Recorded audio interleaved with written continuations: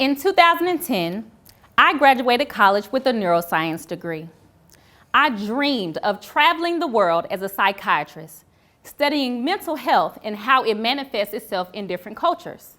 And as you can imagine, after 4 years, not only did I acquire a degree, I also acquired student debt. So I needed a job. Shortly after I graduated, I began working at a local child care center. I taught children between the ages of 3 and 5 years old. And during my first year, I was trained and coached in a literacy framework called Seeds of Learning. And it was through that model where I learned to use strategies that were proven to help children gain the necessary skills needed to be successful readers and writers. I can still remember one of my students. He was headed to kindergarten the following year, and when he came into my classroom, he had no concept of what a letter was. And by the end of that year, using these strategies, he was able to read simple words. I knew that children all over the nation could benefit from a program like Seeds. And not only that, but teachers could gain the confidence in their ability to help children build strong literacy skills. But what impressed me most about this program is that it considered the science of how children's brains actually grow and learn and develop to be successful with literacy. I was sold. Oftentimes, when we think of literacy, we think of academic literacy. In its most basic form, literacy is the ability to talk, read, and write in order to communicate effectively. According to the National Literacy Institute, there are 45 million Americans who are functionally illiterate.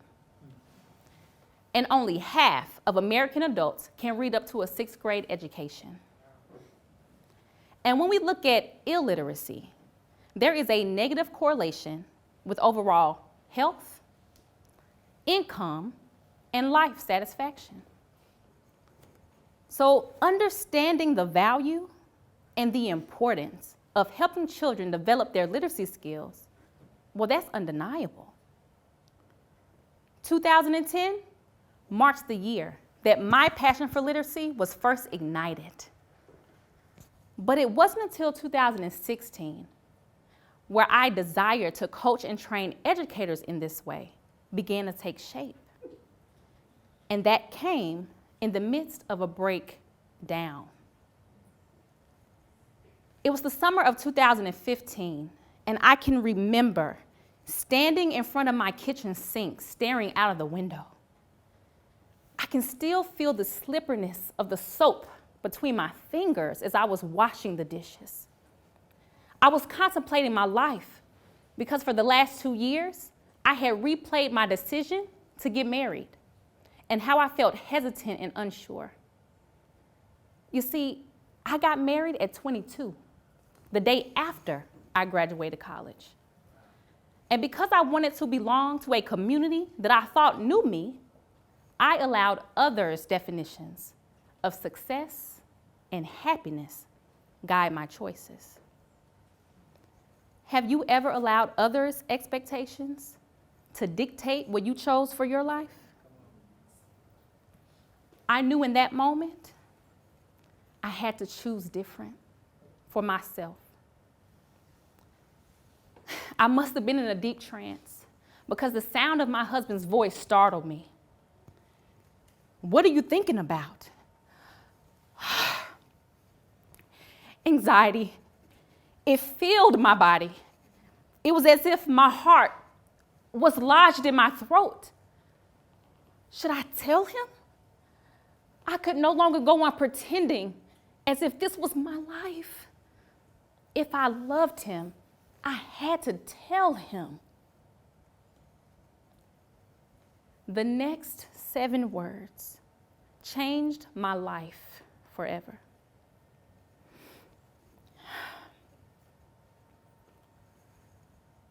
I do not want to be married.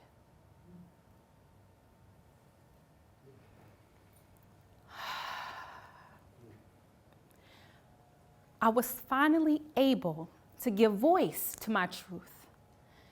And immediately I felt lighter.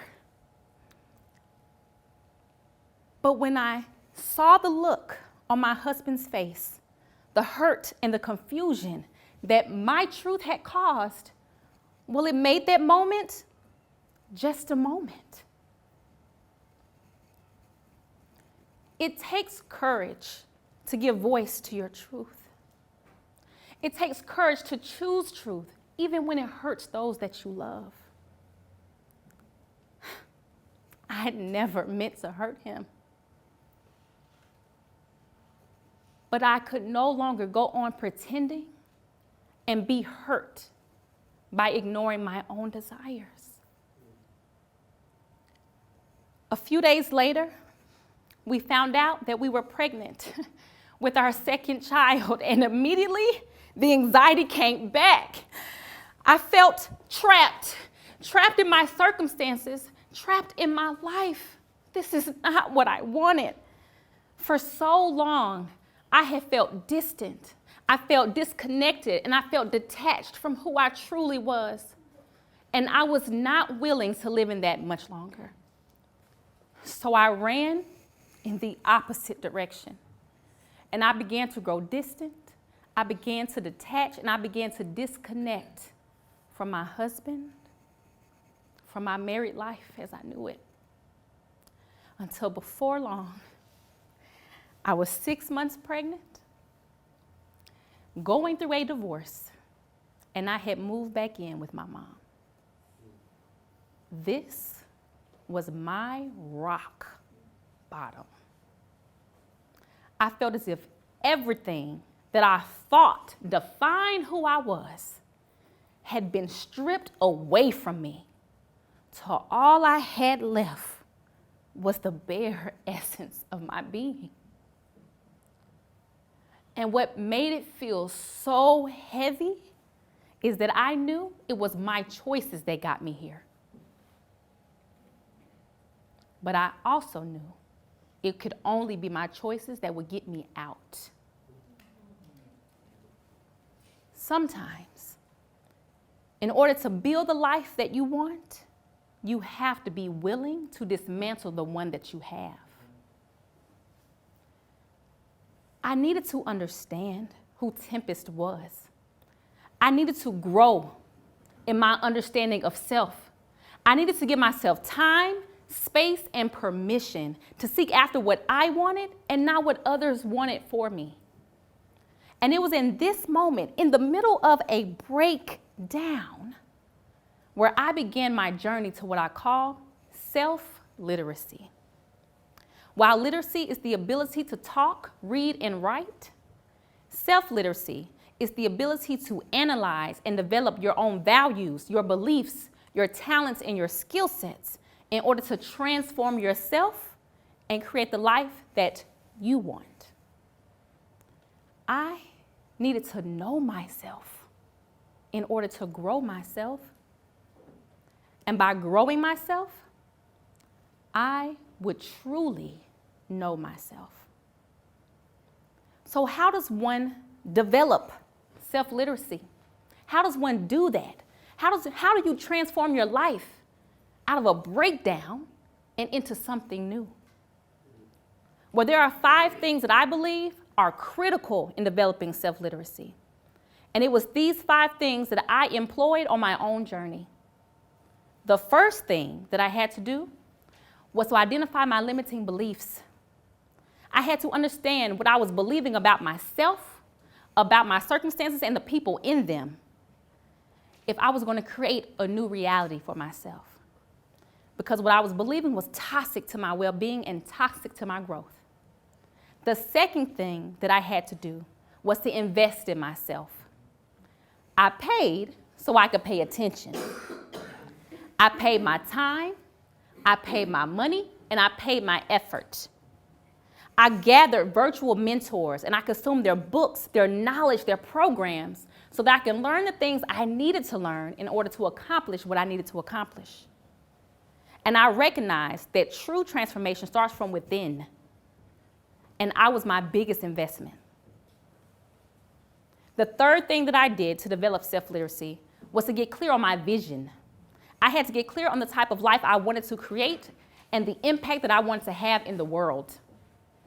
Since 2010, I knew that I had a passion for literacy, but it wasn't until the moment in my breakdown that I realized I could help teachers, help children develop their own literacy skills.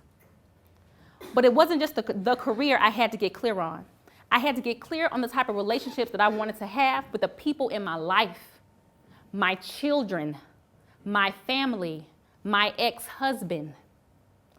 I had to get clear on the type of love I wanted to cultivate.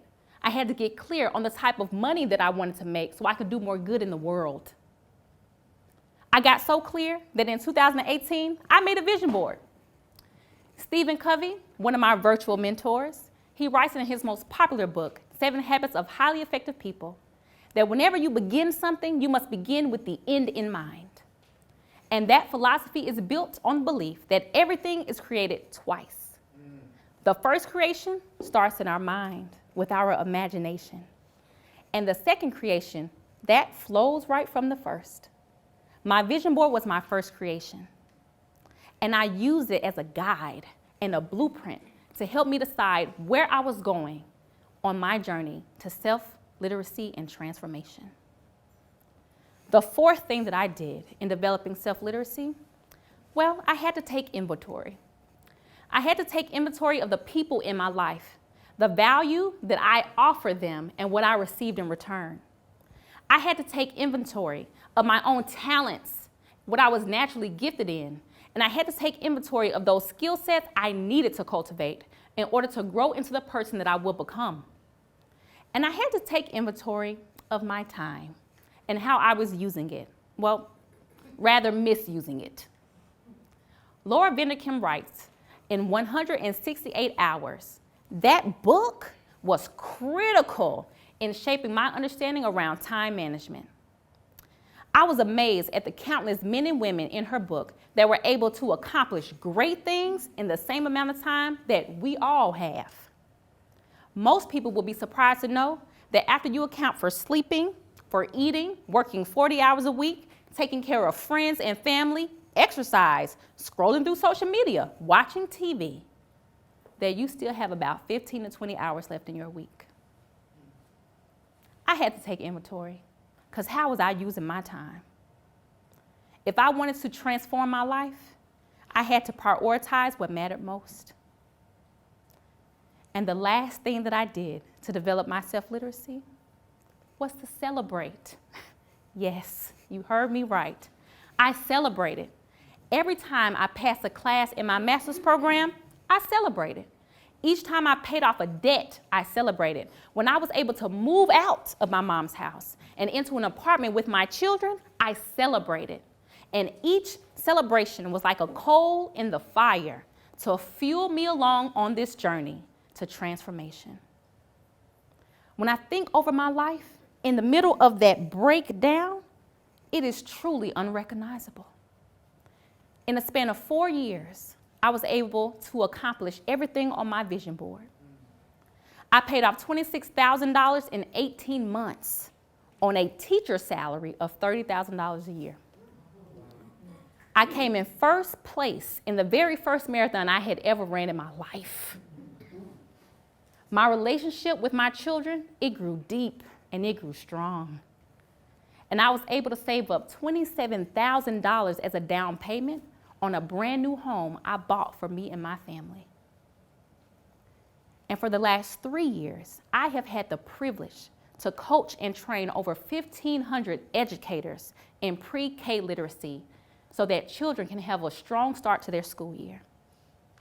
And most recently, I have graduated from my program as a Lisa Nichols certified transformational trainer, helping men and women develop their own self-literacy so they can live a life of purpose and impact. One thing is true, and 2 things are for certain. In order to transform your life, developing self-literacy is key. My hope is that this message will inspire you to start your own journey to self-literacy. And for those who are on that journey, just know I am rooting for you to continue strong. Remember, sometimes to build the life that you want, you have to be willing to dismantle the one that you have. And by toiling that ground of self-literacy, a new seed can be planted, watered and cultivated so that the true you can grow through. Thank you.